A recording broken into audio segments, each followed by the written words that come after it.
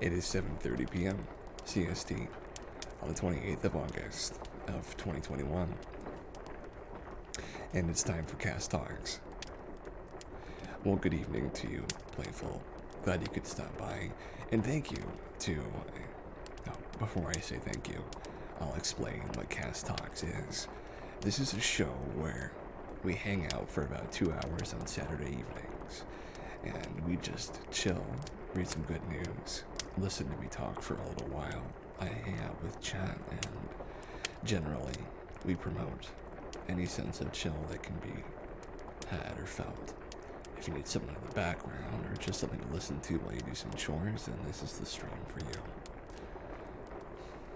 So, the follower recap for today is we just had a follow from Haas003. So thank you very much, Haas. I like your name, by the way. I haven't heard the word Haas in quite some time.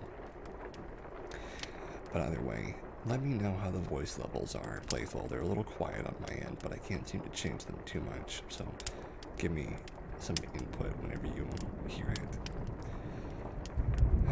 So let's get started.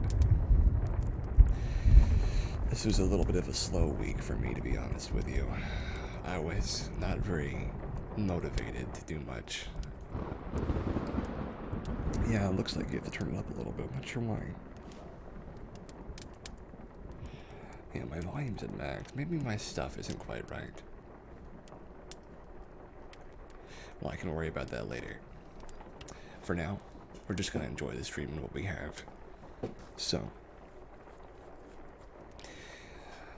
I have recently come off of a medication, and I won't talk about what it is too much, but it has left me lacking a bit of motivation when it comes to having fun and enjoying myself and trying to stream more. And I was trying to stream on Friday, but I was hoping to stream some books from Skyrim, but it turns out that there are not any PG books in Skyrim.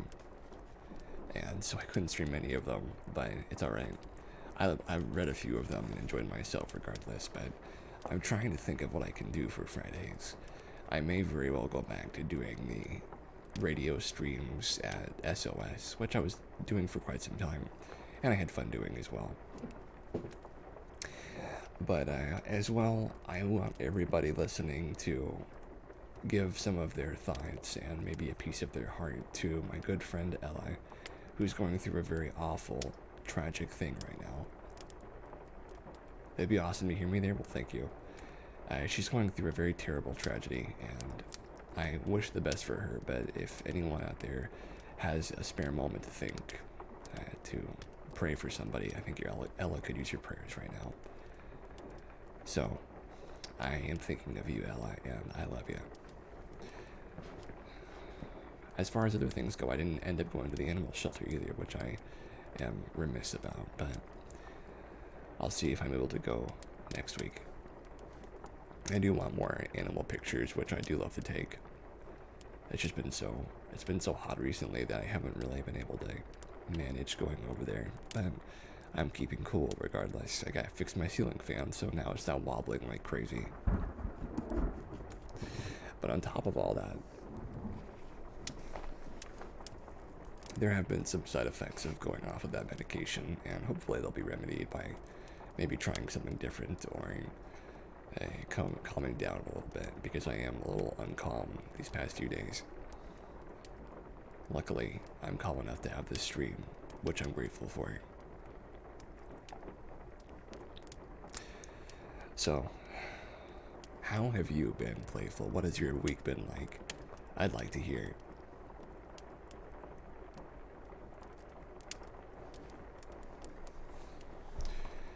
To begin with some good news, which, you know, I'm always fixing to get started with. We have Teen rescues Bumblebee, and now it won't leave her side. We have Mom sews Manta Ray for son's birthday when she can't buy one. We have German company makes concrete to charge electric vehicles from roads with 95% efficiency and low cost. We have wood alternative made from sustainable kombucha waste wins 2021 Dyson Award. Busy big time, still helping people at SOS, which you need to contact Kitten on that. Yeah, I need to talk to Kitten as well about the mentorship that I wanted to start. And finally, for the day, we have, is this the end of Alzheimer's? MEND protocol of precision lifestyle changes leads to compelling clinical trials.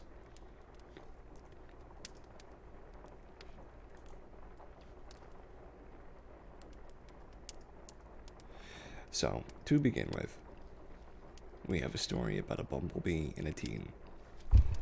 Lacey Schillinglaw. Schillinglaw, I like that name. So, here is our window capture of this awesome bumblebee. It's a big bee. I forgot how big bumblebees are. They're actually rather large.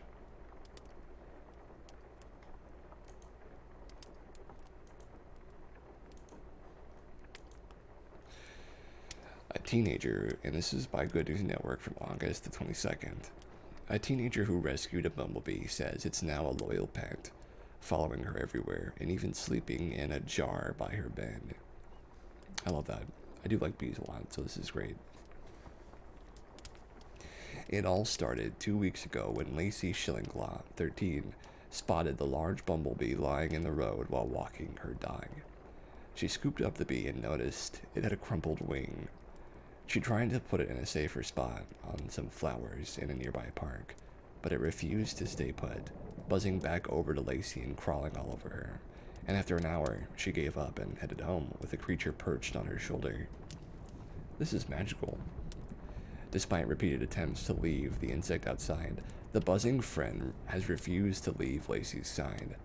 Now recovered and named Betty, it follows her into the shops and even stayed with Lacey during games at the bowling alley with 14 friends. She stayed on Lacey through both games for 2.5 hours. I'm so happy, I just love spending my time with her, the girl from Coventry, West Midlands said. She's so fluffy and I love our friendship.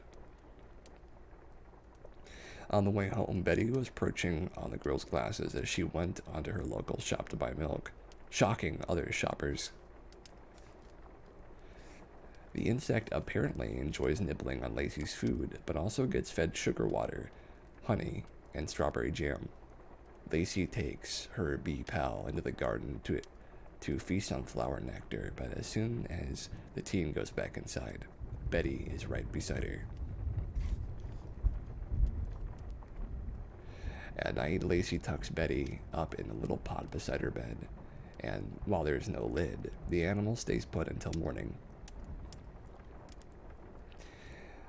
During the day, Betty nestles on the back of Lacey's neck or inside her sleeve, between buzzes around the living room. It's completely lovely and also bonkers, said her mother Laura. Betty climbs in Lacey's long hair like it's some kind of jungle. She's on her 90% of the time during the day, including her face, her glasses, and even in between her toes. It's so beautiful, just gorgeous. Betty apparently even enjoys a stroke between the wings, but steers clear of the rest of the family, mom, dad, and 2 younger siblings. We have all the doors open a lot, and she's just never gone. I haven't the foggiest why, said Laura. Bumblebees stings, and unlike honeybees, they can repeatedly sting you without dying. And this has never happened because these two have become BFFs. Betty is totally amazing. I'll remember this forever, says Lacey. And here's the video.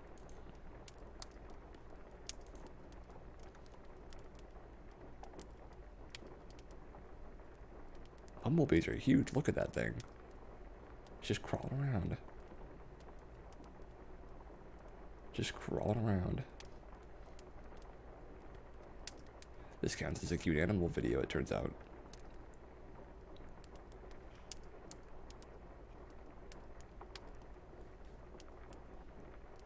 Well, you know, I have seen bumblebees here and there, but they've never taken a liking to me like this before. And this Betty, excuse me, seems to kind of creepy, but still cool. I agree, it is a little bit creepy, just a little bit. But bees are very friendly, despite their ability to sting repeatedly. They're very friendly. Okay, we've kind of gone off of the bee subject here, so we're gonna go back. I love that. Cat lobster. That's gonna get me if I'm not careful.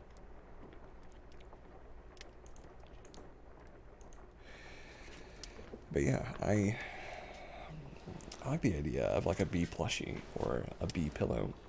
I'd be really happy with that myself, just because I do think bees are fantastic and maybe the closest thing that we have to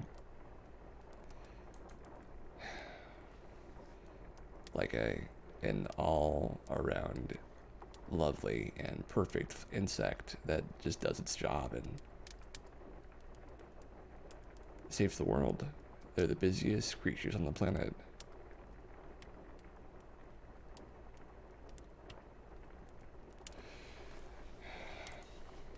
Let's see. On to the next one. German animal shelter posts Tinder profiles for lonely animals, hoping for a perfect match.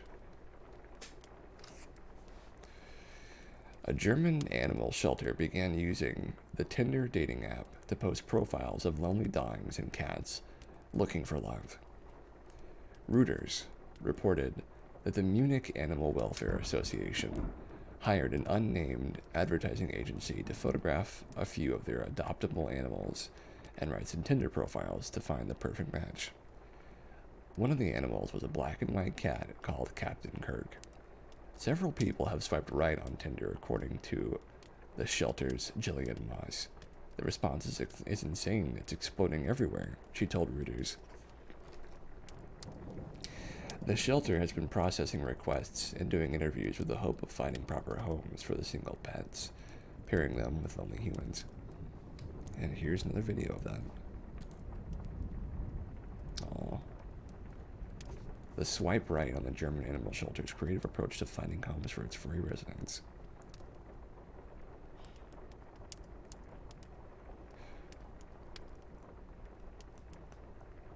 Look at that.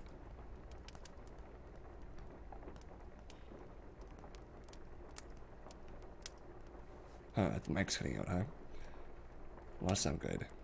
Let me try redoing it. Be right back.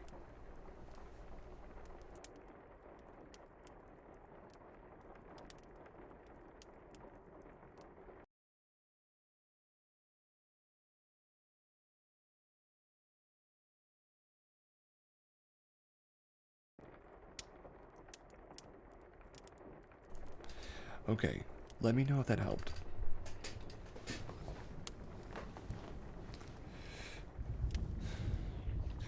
We are getting a little bit of skip frames. Not drop frames, mind you, but skip frames. Which I'm not sure why that's happening. Let me see if my little thingy is working. Yeah, my extender's working just fine. I don't think it's on my end. It's kind of low. Okay. I'm not sure how I can change that from here. Maybe my microphone settings need to be adjusted. Let's take a quick look at that.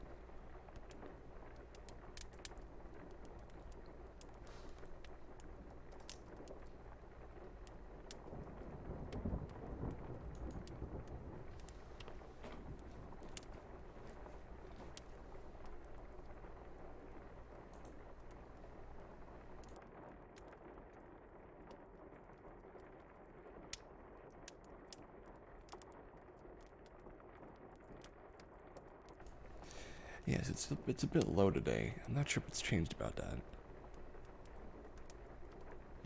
Maybe I've done something different or changed something that I shouldn't have.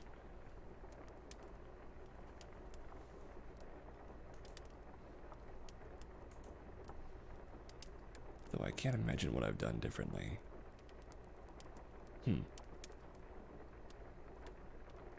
It does seem to be putting out a little less than usual, though. That's very strange.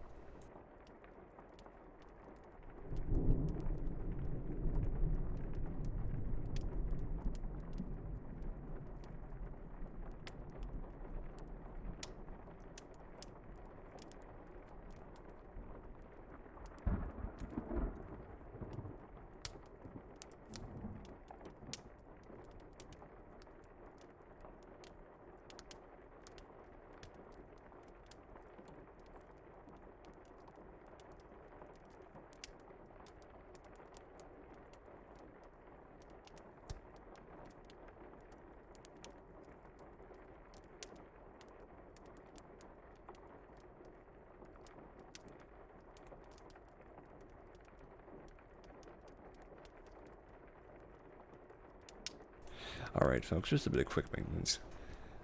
Well, hello there, Anna. Seems my microphone's doing a little bit of a thing today, but I might be calming down now. And welcome. I'm glad you could make it. I hope that the set that with your friend goes very well for you.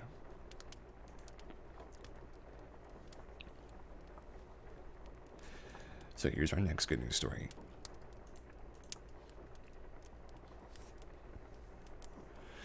India bans long list of single-use plastics starting next July, from Good News Network on August 22nd. Another short story. The second most populous country in the world has banned an array of single-use plastics, such as cutlery plates and thin bags, beginning July 2022. India's rule states the manufacture, import, stocking, distribution, sale, and use of the following single plastic, including polystyrene and expanded polystyrene commodities, shall be prohibited with effect from July 1st, 2022.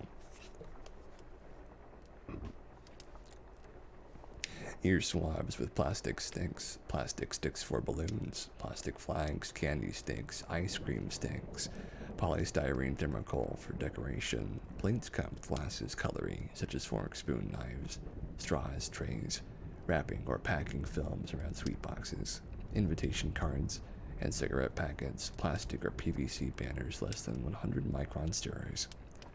The provisions will not apply to products made of compostable plastic. Furthermore, it will be the responsibility of the manufacturer, importer, and or brand owner to dispose of any plastics which are deemed no longer useful to consumers. The Environment Ministry has also set up a national-level task force to look into eliminating more single-use plastics, and is working with 14 states to responsibly recycle the plastic containers, which are recyclable, like water bottles. You can learn more in India today. Let me send a link to you guys.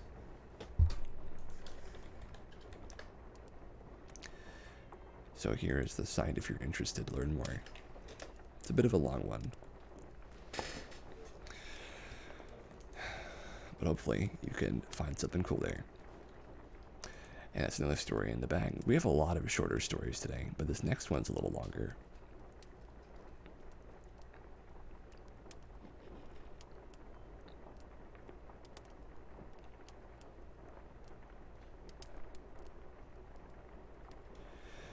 Mom sews manta ray for son's birthday when she can't buy one, and a tide of kindness floods in from strangers. An ocean of kindness has swept over a loving mom and her son after strangers learned about her ingenuity in the face of poverty, and it inspired a whole community.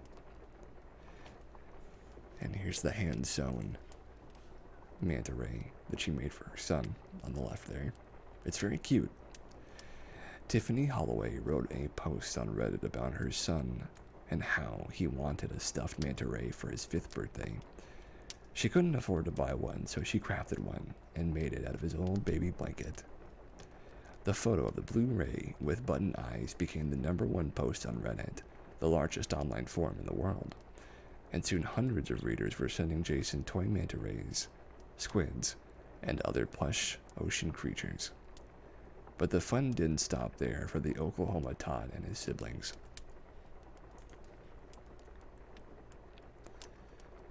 One Redditor, who wants to remain anonymous, contacted the Blue Zoo and had them hold a $100 gift card for the family, which they used for admission so that Jonas, whose hero is Steve Irwin, could see and touch some real stingrays. Jonas got to see and touch and even feed his favorite animal, Tiffany told GNN. Jennifer and I have become fast friends. She's an amazing, kind person with a big heart. They stayed alongside the pool for over an hour, even as most guests moved on after a few minutes. The boys loved it. My son's favorite part of all of this was having a bunch of sea friends to cuddle with at night. And he does now, he's got a bunch of them. He has so many stuffed sea animals, there's barely any room for him on his bed, but he insists on sleeping with all of them. Me and my son are domestic violence survivors, and Jonas is a child that really smiles because of all the trauma he's been through, she said in an email. This outpouring of love and kindness has brought an oh-so-rare smile to his face, and that is worth more to me than anything else. It was a reminder for me that even when we are struggling and feel alone. Good Vibes 567 is now following. Well, thank you very much. That's 2 followers in one stream. That's very nice. Very happy about that. There are good people in the world who will offer you support and compassion when you need it most. Hey, it's Sky. Hello, Sky. You made it to the stream. I'm glad to see you. My microphone's being a little strange today, but otherwise, things have been going good. I hope that you're doing well. A GoFundMe campaign was started by their new friend, Jennifer, to accept donations to the family. With a big media spotlight turning on, The Ellen Show called, and The Washington Post is publishing a story tomorrow. Tiffany wants to highlight the Manta Trust Conservation Group, which rescues and rehabilitates the graceful sea creatures. In the middle of cooking, so you might not be able to stay long. Well, that's okay. I hope that you, Braden, and Chris are having a lovely night. Which rescues and rehabilitates the graceful sea creatures. The group lets the public adopt a stingray and sends a packet in the mail to donors about their chosen manta. And here's a lovely picture of the boy and his manta ray. I've actually felt manta rays before. The top of their skin is very leathery, extremely leathery. It's almost like sandpaper. It's very strange. It's like sharks. Apparently, sharks have extremely rough skin. And they're so rough that even the term shark burn is really common because their skin is about as harsh as like sandpaper. But it helps them to not get injured as much, so you know it's a protective thing for them. But that's my memory of it. It's certainly an interesting thing, isn't it? On to our next story. A new solar-powered beach robot filters even tiny plastic, and it does so 30 times faster than humans, by Andy Corbley from August the 23rd. For Ocean, the guys who you may have seen on Instagram selling bracelets made out of ocean plastic as a way to fund their ocean cleanup, have enlisted the help of a new and extra special beachcomber in their land-based campaign to end ocean plastic pollution. The electric-powered sand-sifting Bebot can clean up to 3,000 square meters or 33,000 square feet of beach per hour, making it 20 to 30 times more effective than collecting trash by hand. The machine is agile and easy to maneuver, a clear differentiator from existing options which tend to be derived from retired agricultural equipment powered by gas, making them less suited to delicate beach work. It specifically excels at removing small pieces of plastic and other trash that are notoriously difficult to clean by hand, using small 1 centimeter by 1 centimeter sifting grids to separate these items from the sand. A pair of triangular tracks gives the Bebot a smaller footprint, while a shallow cleaning depth of 10 centimeters effectively removes common beach trash, while avoiding disruptions to any nearby habitat or animals, providing a more effective and sustainable approach to cleanups. A remote-controlled robot, the beach cleaner, can be operated from up to 950 feet away. Bebot comes out of a marine technology firm called Polarum Marine that, among many other projects, such as robotics, specializes in building aluminum marinas. They construct floating solar panel banks and other cool aqua tech like the Mooring Star, which is essentially a giant addition sign that allows nature parks to greatly increase their boat mooring potential whilst protecting shorelines. Bebot has groundbreaking and unprecedented environmental assets, stated Clara Tover, member of the environmental solutions team from Poralu Marine. With a unique track system distributing equal and minimum pressure on the sand, Bebot reduces erosion. This innovative design also helps the preservation of biodiversity as it prevents the compression of turtle eggs and any vegetal ecosystem in the sand. We are always searching for innovative technology to improve our cleanup capabilities, said Alex Schultz, co-founder of 4Ocean. With the launch of the Bebot, we are able to work smarter and sustainably while recovering plastic that has already been seen in the ocean and preventing new plastic from ever getting there in the first place. In a statement, 4Ocean revealed that they were on track to remove their 20 millionth pound of plastic from the ocean, despite lifting pound number 16 million just 1 month ago. They're really working on it, aren't they? This is more than 100% of an increase from 16 months before the GNN reported they were closing in on their 8 millionth pound, a milestone that took them almost 3 years to reach. And here is Bebot. Look at this weird beach robot. Look at that thing. Look at it go.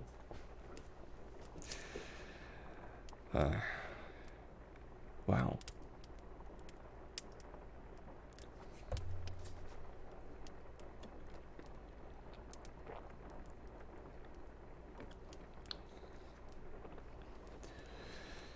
Yeah, this thing just collects trash.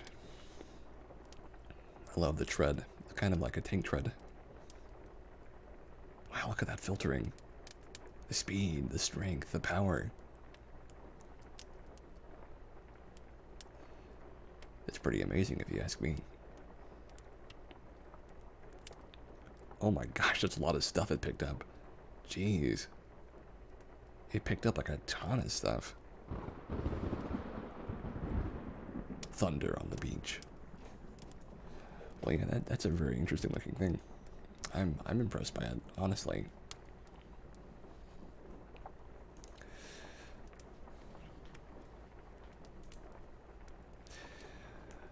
So, certainly robots are the future when it comes to learning how to solidify a more permanent solution to the problems that we face when it comes to removing trash and trash recycling sustainability. You'll never understand why people can't pick up their own garbage. It's not right. Well, at this point, it's not really even an issue of people leaving their garbage out. Even if everybody stopped throwing their garbage out right now, there's still so much left on the planet and in the ocean and in the beaches that there still is about like 95% of it that needs to be cleaned up besides that. So, though we have to focus on cleaning up what's already there, the preventative measures, as always, are the best to not put any more into the ecosystem. But dang, I know what you mean. There's a lot of garbage out there, it's true. It's the same with immunization. Preventing a sickness is much better than trying to treat it once you already have it. But you have to use both in the case of a serious condition, and the condition of our planet is pretty serious at times, and this might be one of those times. So on to our next good news story. I think robots are going to save the world, though, honestly. Farmer leads scientists to fossilized egg from prehistoric giant turtle with a revealing embryo inside. Look at this big old thing. This is what a giant turtle egg looks like. Look at that thing. China University of Geosciences at Yusheng Key. I'm not sure which one that is.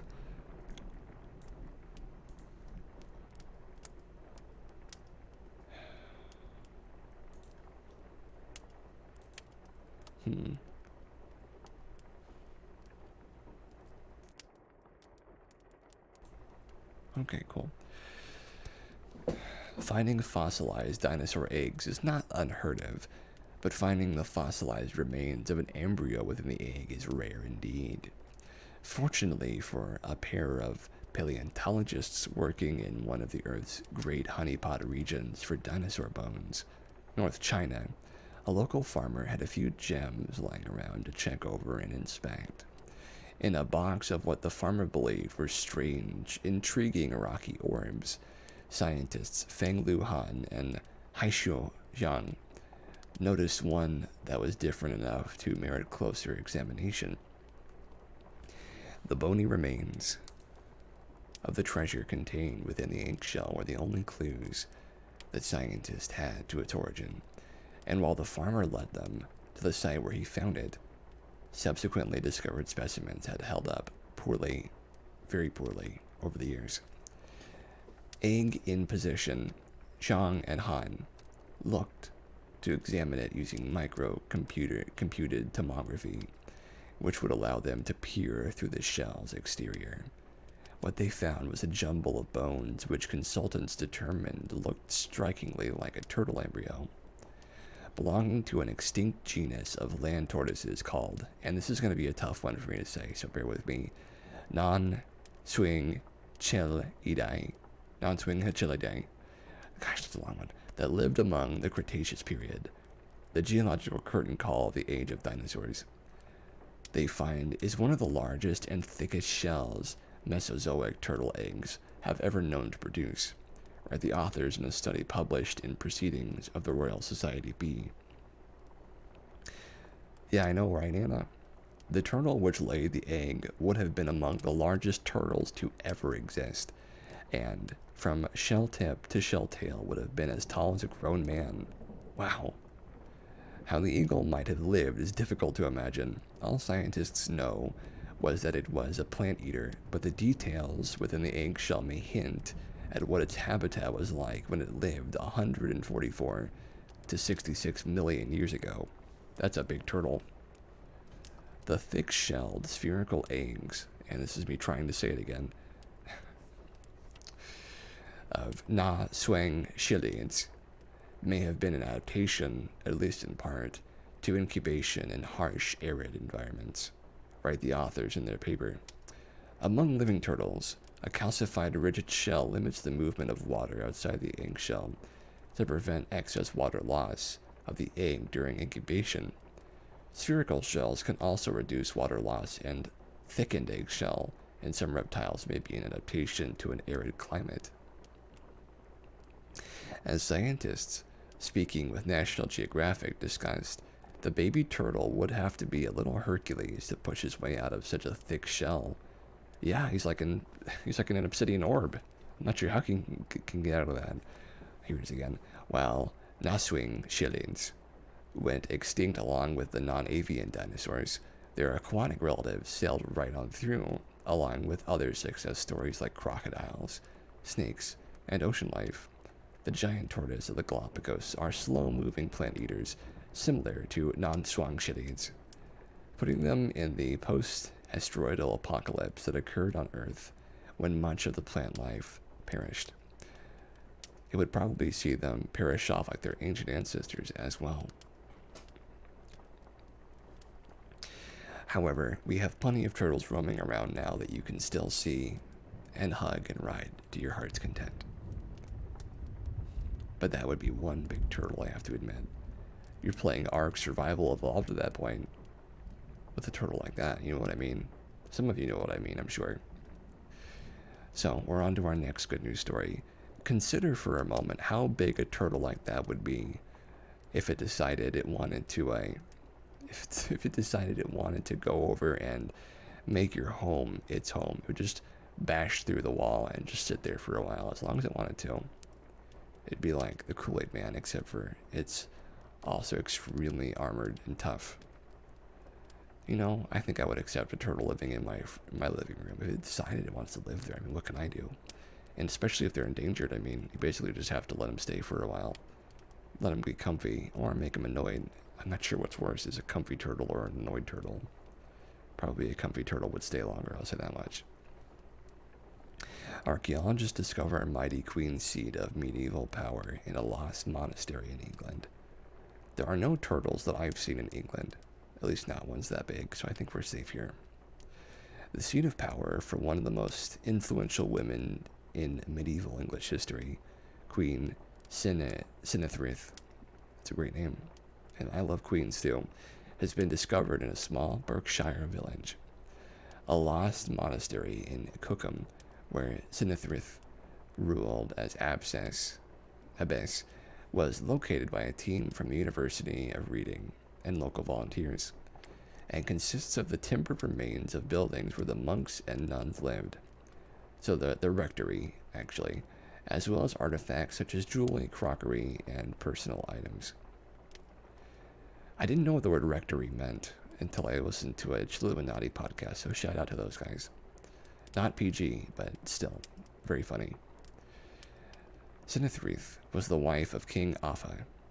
The two ruled the old kingdom of Mercia in the 4 decades before the arrival of the Vikings in 793 CE, and was determined to bring Christian values and better court decorum to their land. Sinathrith is a fascinating figure, a female leader who clearly had genuine status and influence in her lifetime, said Dr. Gabor Thomas, the University of Reading archaeologist, leading the examination.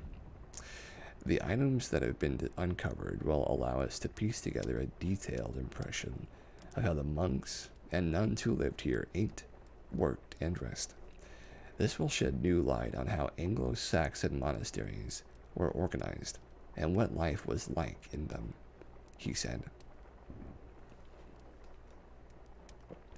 While the details of almost anyone living in Britain during this period, even a king or a queen, are scant, 2 discoveries bear testimony to the power wielded by Sinathrith during her life.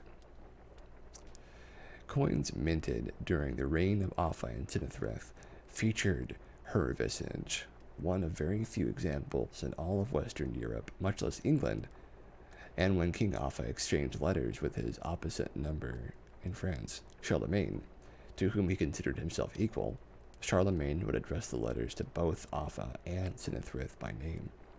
Here is what her token looked like, what her different coins looked like. Classic numismatic group CC license. Look at that. You can see her lovely, I think that's like iron maybe. Iron was used for coins, but I don't think they do that much anymore. Especially in China, they use iron as coins. They have those weird blocky cups that they use as coins too, though, which I never understood, but that's their thing. Apologies for calling their culture weird, but it is a little weird to me. Writing by Susan Abernethy at the Medievalists tells us that people in the know, in this case a poet, teacher, English scholar, ecclesiastical figure named Alcuin, who was a contemporary of Afa and Sinathrith, considered her very important indeed. In a letter Alcuin wrote during Afa's reign, he hints that Sinathrith was too busy with the king's business to read correspondence, writes Abernethy. In another letter, he designates her as mistress of the royal household and calls her pious.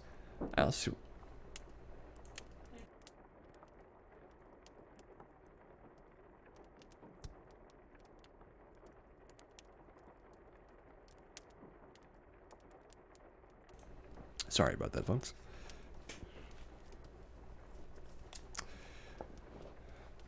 Alcuin emphasizes the legitimacy of her marriage with Ofa and the legitimacy of her children and their suitability, to inherit the throne of Mercia.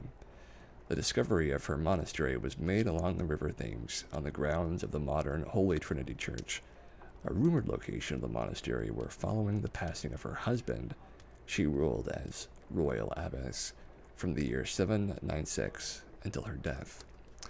The monastery's position along the Thames is not only the modern border of Berkshire, but during the 790s was also the disputed border between Mercia and another medieval kingdom called Wessex, highlighting the political and strategic importance of the site.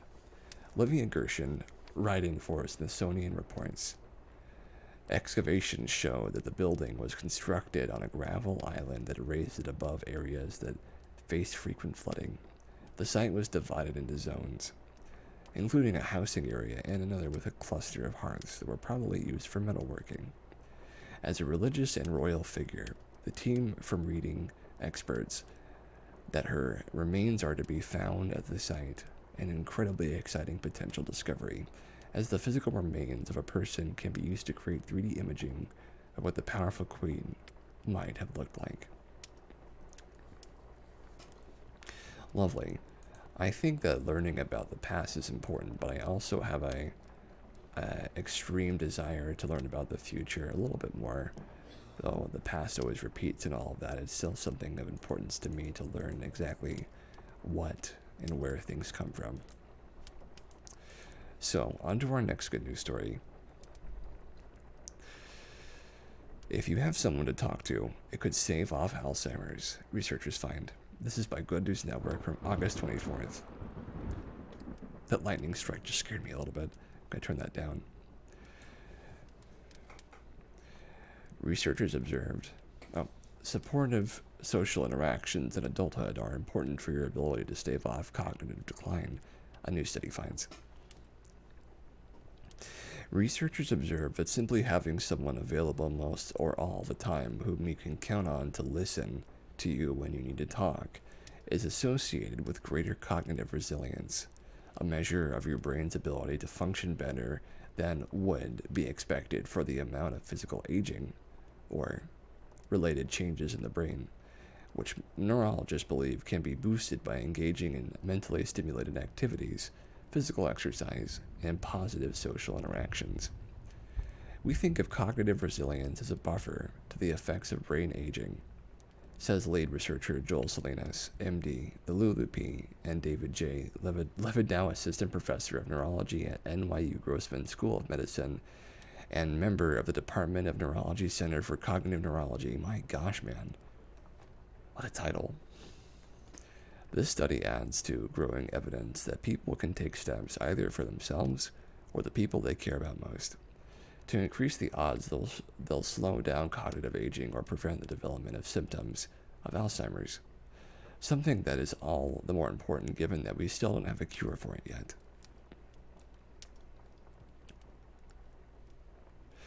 Salinas says that while this issue usually affects an older population, the results of this study indicate that people younger than 65 would benefit from taking stock of their social support.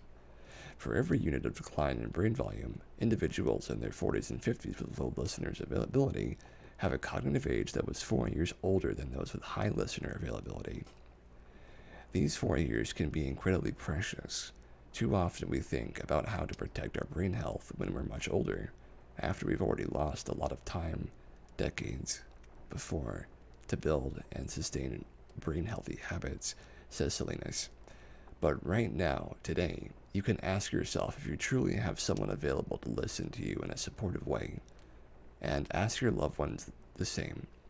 Taking that simple action sets the process in motion for you to ultimately have better odds of long-term brain health and the best quality of life you can have. Well, I like that one. I have a few friends that have family with dementia symptoms, and it is very sad, but at the same time, it turns out that these people are very happy in many ways. Though they can be scared and sad sometimes, often they're very happy because they're simply, I guess, inured to a lot of the effects of the world around them, despite how they feel. And it's sort of like a blissful infirmity. We had a grandmother with it. Well, I'm very sorry about that, Playful. Being infirm in this way tends to make people have a little bit of this is not a perfect word for it, a stupid happiness, a stupor of content. And though they can be agitated, of course, like anybody, it's good to know at least in the fogginess of their existence, they are able to find some sort of enjoyment and rejoice, which is how I try to look at it, despite how sad it can be. But I won't speak about it too much more. A quartet of manufacturing firms have managed to create the world's first fossil fuel-free steel in Sweden, and this is from Swedish firm develops the first batch of green steel to Volvo, made without any coal. It's a massive first step to decarbonizing a carbon-heavy industry, as steelmaking worldwide accounts for 8% of all CO2 emissions. Oh, Ella, how are you? We were just saying that we were thinking very highly of you and wishing you well, but I hope that you're doing okay, and I'm very glad to see you.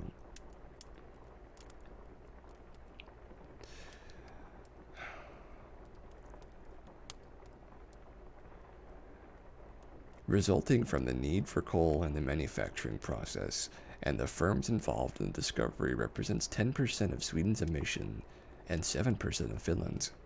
Since the warring states period in ancient China and in India and Sri Lanka for centuries before that, it's been a rough few days, but you're doing okay. I'm so glad to hear that.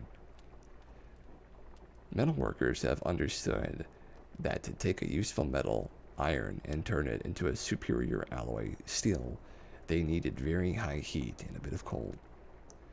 Today, the coal is being replaced with hydrogen by a Swedish venture from Hybrid, owned by Swedish steelmaker SSAB, the state-owned by utility Vattenfall, and the mining firm LKAB. Hybrid's method uses hydrogen and green electricity to create the high temperatures and carbon necessary to replace coal in their steel. Their hope is to get green steel into the bodies of Volvo cars as soon as possible and into the global circulating market as early as 2026. The first fossil-free steel in the world is not only a breakthrough for SSAB, it represents proof that it's possible to make the transition and significantly reduce the global carbon footprint for the steel industry. We hope that this will inspire others to also want to speed up the green transition, says Martin Lindqvist, president and CEO of SSAB. Hardly resting on this remarkable achievement, Hybrid and its backers are looking to ensure the steel plant and the boilers needed to heat the hydrogen to 1,000 degrees Celsius for their manufacturing process is run by fossil fuel-free power sources. They're focused on electric gas heating, and their plant in Luleå, Sweden, will trial a 250 kilowatt boiler. If it goes well, a megawatt version will be developed. This is one of many exciting steps among all the development taking place within the fossil-free value chain, stated Eva Vittel, GM of Hybrid Development AB. Iron ore for steel manufacturing is the world's second most traded commodity behind crude oil, and any developments towards making that process greener represent massive potential emission cuts. Well, lovely. I am very happy with the idea of steel being made from nothing but electricity. Isn't that great? I can only imagine that that's so much better for the environment. So we have one more good news story, and then we'll go to a break. But Ella, I am so happy to see you active. It makes me feel a lot better knowing that you're hanging out, and I'm real glad to see you and hear from you. German company makes concrete to charge electric vehicles from roads with 95% efficiency and low cost by Andy Corbley. Glad to see you too. I'm very glad that you're glad. I really am. By Andy Corbley. Indiana could be the first state in the union to have a wireless charging road that tops up your electric vehicle as you drive along it.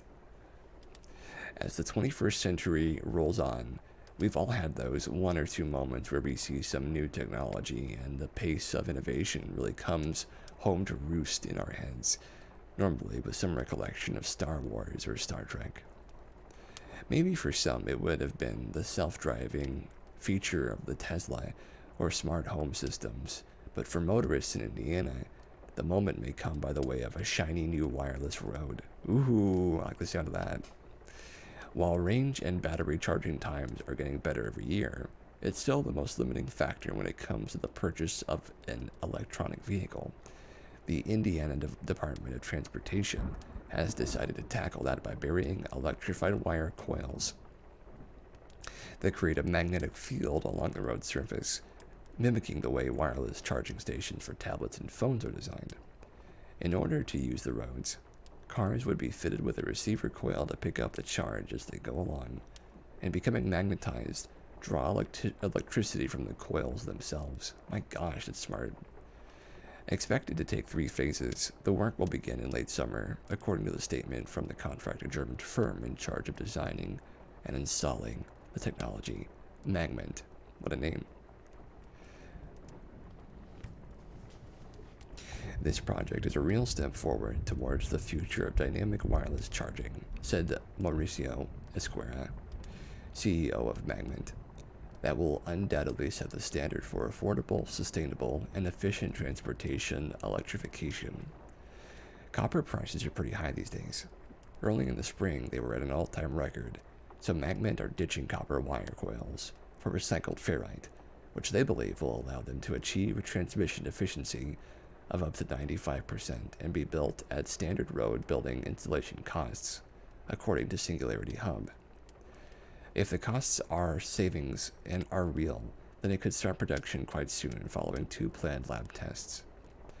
It's the first such electrified charging road in the US, and a testament to the pace of change in this field is a projection by researchers working on charging roads at the University of Cornell that it would be 5 to 10 years before such technology would be available. The Indiana model would represent, if successful, the best in a field that is no means monopolized. Sweden has electric rails in some highways that allow the largest vehicles on the highway to charge by way of an electric arm on their carriage that draws power from the rail. Volkswagen and an Israeli firm called Electrion have rolled out a prototype 70 kilowatt hours of charging speed on a road between the Italian cities of Brescia and Milan, a deeply congested and popular long-distance commute. Another German firm, Siemens, is trying to build a scaffolding of cables and wires above a 3-mile stretch of road outside Frankfurt that would allow cars to charge as they drive, similarly to city trams. It won't be long before one of these projects comes good, and motoring is once again changed forever.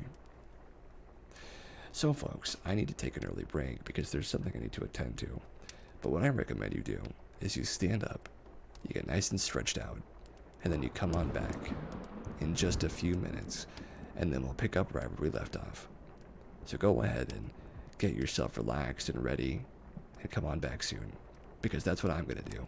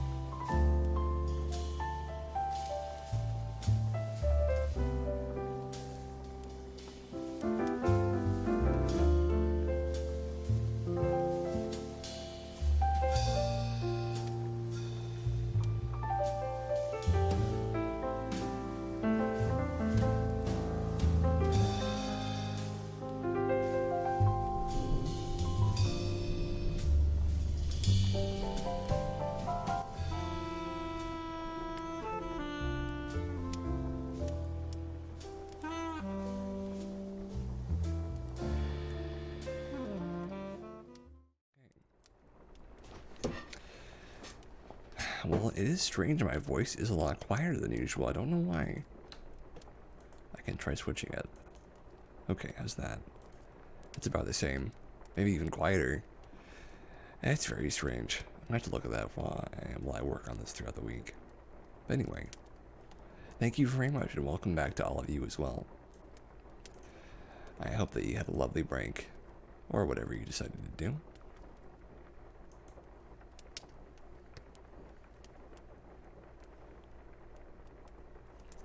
Might be able to do something crazy.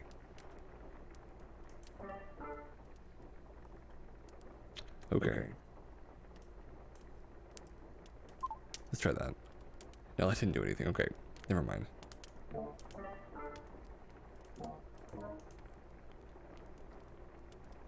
Yeah, they didn't change anything. Okay. I thought it might, but it turned out it didn't matter at all. So, back to our news. Okay.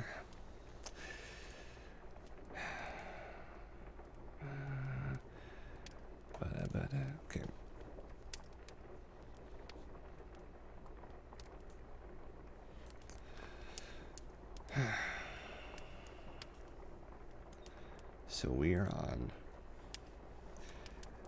buy some wind energy to power your furniture. That's right, they have this one from IKEA. So what is the animal you guys would like to see for today? Because I almost forgot we're doing our animal videos. Ella, if you have an animal you'd like to recommend, I'm more than happy to show it off. We were doing bees earlier, so bees might be really fun for you, depending on what your interest is. Or if you have one as well, playful, I'm willing to hear it. You got back just now, it's okay. We were doing bees earlier, so if you want to see some bee videos, I'm more than happy to oblige.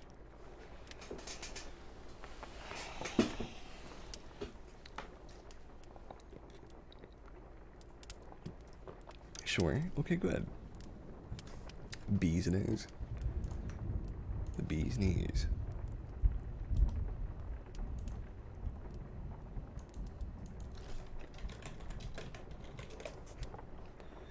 I wonder if Dodo has any bee videos.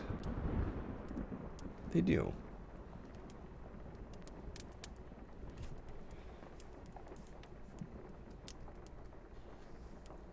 Good. Aww. Oh, I like that, Ella. I like that a lot.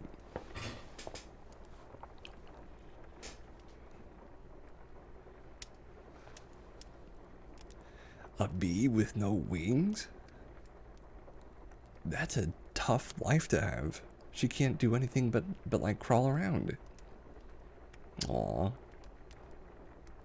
That's very sad.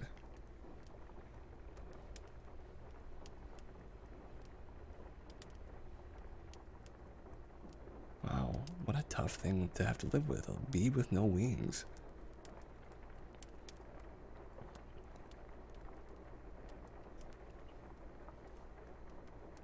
Oh, she's so fluffy.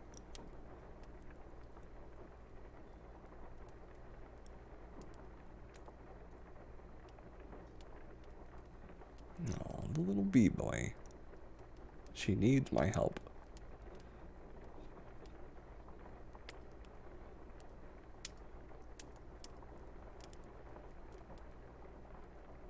Oh my gosh, a bee house filled with nesting materials. Oh my gosh, this is a bee's, this is a bee's, a heaven for bee heaven.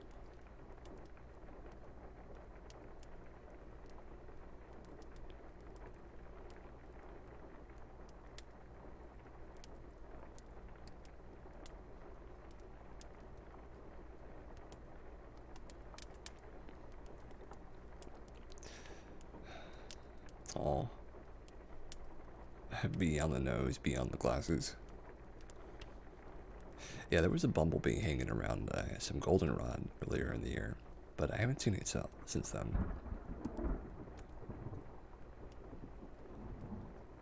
That's really tough, though. I didn't know bees could be born without wings.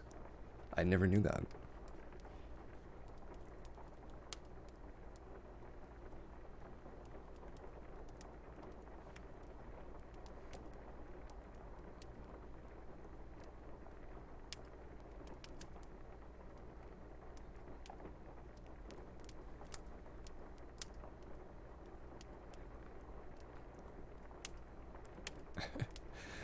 It's very interesting how I'm fine with bees, but not other like beetles and bugs, except for horned beetles, which are really cool. Japanese horned beetles are really great. They lock horns to try and show who is the toughest and the strongest. Unlike bees, which are just like follow the queen. What the queen says is law, which I also love. Oh, she passed away. That was her. Well, bees live a very short life, and this bee managed to live a good life with a lovely woman. Oh, what? It is sad that she only lived to be like to be like a few weeks old, but lived a good few weeks, so there's that.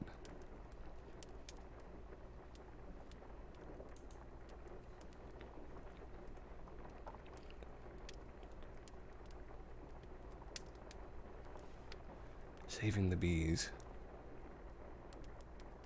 That bee needs some BPR. You know what I mean? Bee CPR. I'm not sure how to say that.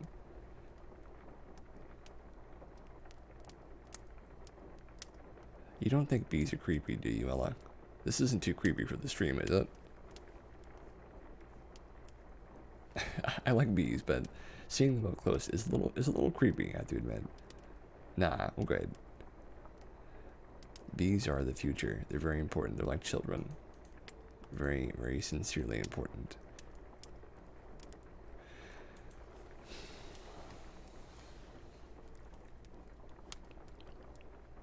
It's beautiful. Aw, well, you know what? You always know what to say, Ella. Thank you.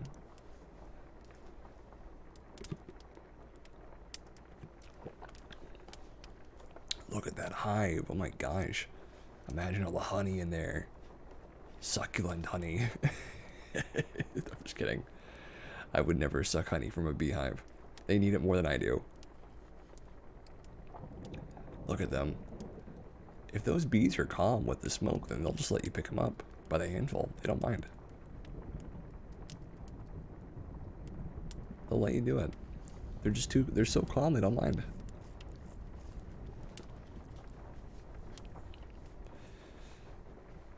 Look at all of them go. They're the busiest creatures on the planet.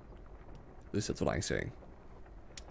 Constantly moving, constantly working. They work so hard. I'm jealous of bees. I'm envious of their work discipline. I really am. But I love these bee colonies where they all just get to thrive and eat nectar together. It's a beautiful thing. Oh my gosh, look at all the bees coming out of there. It's a bee hole. Bee hive for a bee hole. Bee holders. Beauty is in the eye of the beholder, after all. Look at them. I'm going to stop making bee puns now, actually. I've decided. But I was enjoying it for a little while.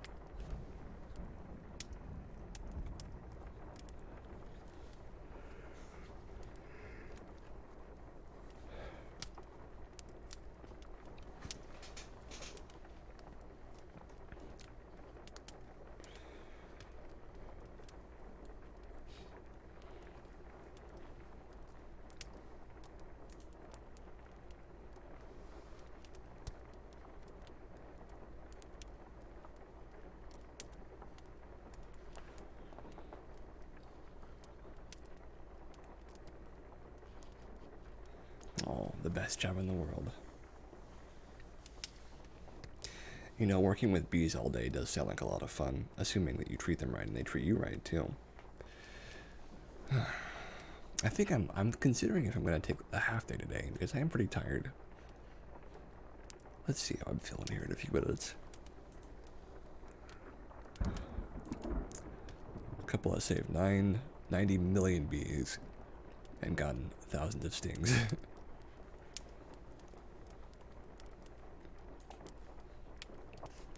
That's a cup full of bees. You never thought you'd say that, though, would you? I've got a cup full of bees for you. Just take a sip. Gosh.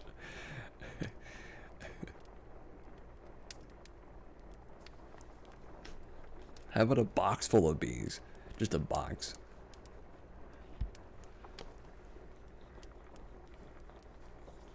Oh, wow. We may have already showed this video, but I do like seeing bees.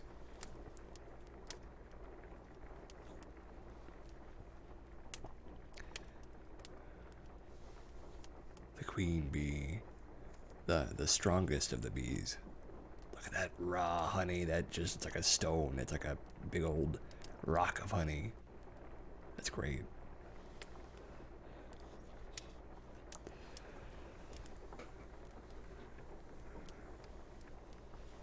Oh my gosh.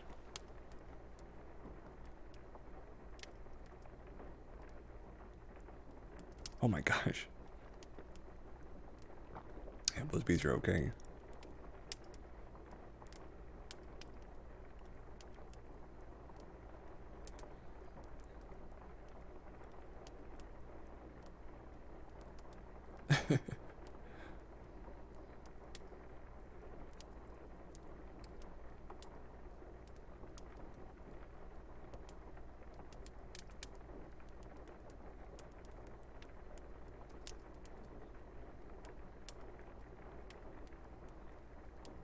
I guess bee stings are very good for you in certain medicinal practices, but I've never been stung by a bee. I've been stung by wasps though, and that was not fun.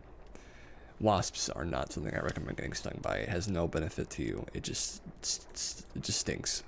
It's just bad. It's just a stinky thing.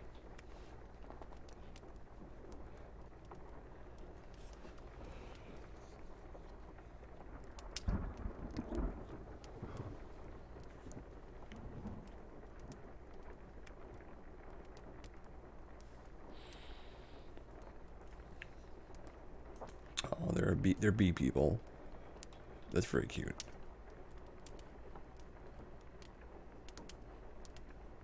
Let's see.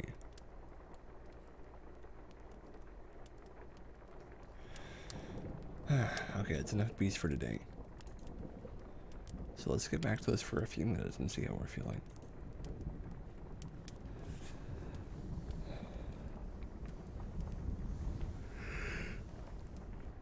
Well, I was just saying a little while ago that I love you very much, Ella, and I'm always glad to hear from you. Did you ever get in contact with Jeremy, by the way? I thought you two would make very good friends, since Jeremy has a lot of similar insights and experiences that you have.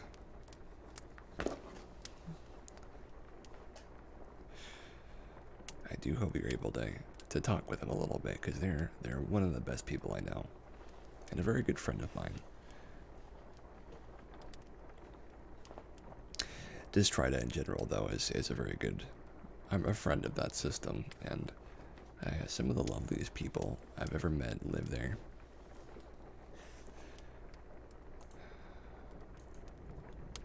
You haven't yet. You completely forgot. You stayed off of Discord for a little bit. You'll shoot them a message later tonight. Perfect. I'm really sure they would be really happy to hear from you. Kind of surprised we didn't see Distrida tonight. Well, you know, they might still show up. We're not over quite yet. Though I may only be streaming for another 15 minutes or so. They're probably busy. That's okay with me. I'm just sitting here sipping on my tea.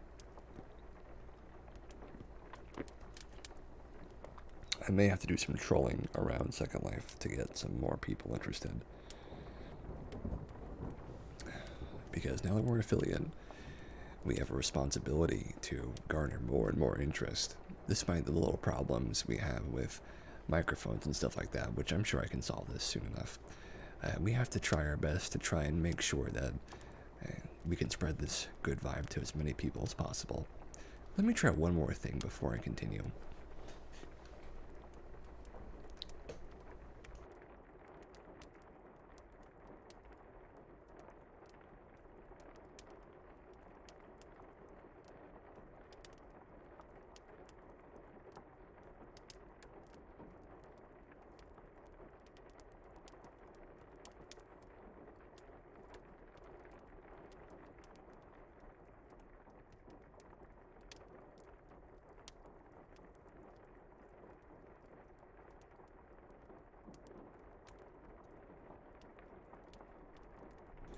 Okay, testing.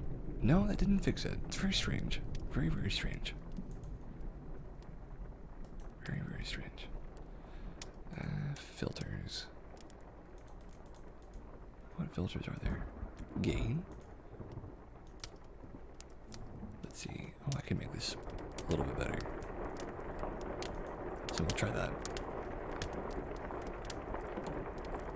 No, that gain didn't help at all, it seems like. That is strange. That's very strange. It's not helping at all.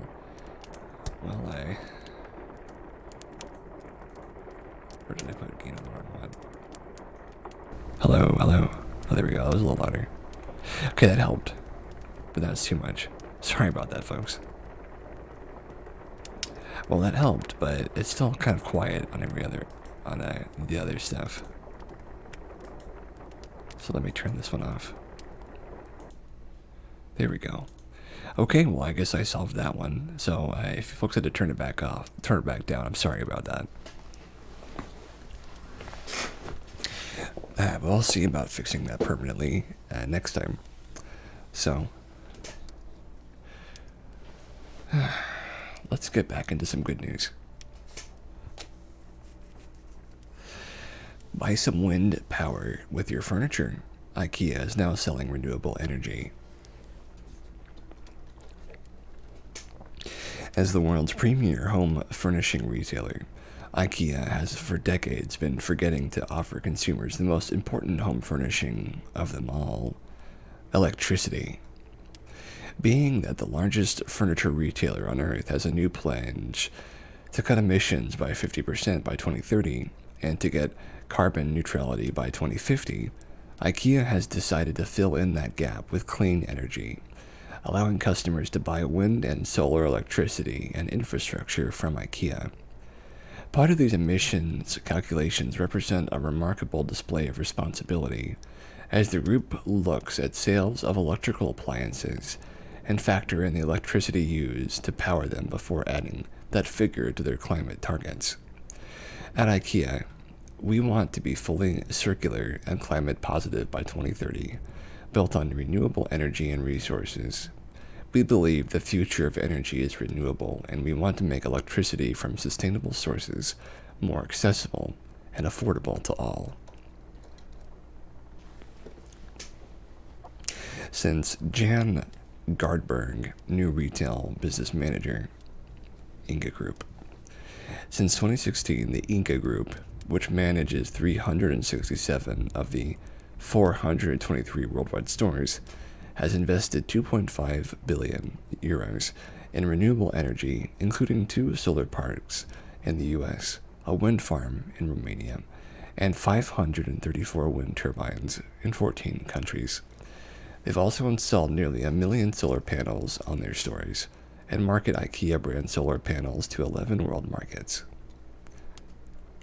As well as powering their furniture field empire, this renewable energy can now be bought by customers. Through the Stroma offer, customers who live in Sweden can buy affordable, certified electricity from solar and wind, and use an app to track their own electricity usage. Customers who have already bought solar panels from IKEA can also track their own production in the app and sell back the electricity they don't use themselves. As far as their home country is the only one in which IKEA customers can buy electricity, but considering the brand now owns 100 more wind turbines than stores, it won't be long before they enter the utilities markets elsewhere. IKEA has just joined up with H&M, Walmart, and Kingfisher Group to start the Race to Zero initiative, aimed at taking the lead in the retail industry towards reducing global warming to below levels outlined by the IPCC. Like IKEA's personal targets, the Race to Zero pledge involves halving emissions by 2030 and becoming neutral by 2050. A massive challenge for any company in retail where the industry thrives off of large-scale, cheap production sales. At IKEA, we have committed to becoming climate positive by 2030, and as part of that, we are also committed to the 1.5 Celsius goal in the Paris Agreement. This movement seeks to engage the retail sector, and by working together and acting with speed, focusing on what makes real impact, we can truly make a difference for people and the planet, stated Jesper Brodin, CEO, Inca Group, IKEA. Engagement in the Race to Zero breakthroughs retail campaign is an opportunity for retailers to help the retail sector accelerate a whole economy transition for a healthy, resilient, zero-carbon future, explains their website. Retailers will receive sector-specific guidance, access to networks, and ready-made strategic template to achieve net zero emissions. IKEA has been pushing back against emissions wherever they can be found, including through the purchasing of forest as CO2 absorbers, and the buying back of old furniture to prevent it from ending up in landfills. Well, lovely. So, I think this is going to be a slightly, like a 75% stream, because I am pretty tired for some reason. But I wanted to go a little further than usual that I do when I'm sleepy or tired, because I wanted to hang out with you a little bit more, Ella, and I am glad that you're here. But I think that's going to be it for us. An hour and a half is a pretty good amount of time for feeling sleepy. So we'll move from there, and we'll see what we're doing tomorrow.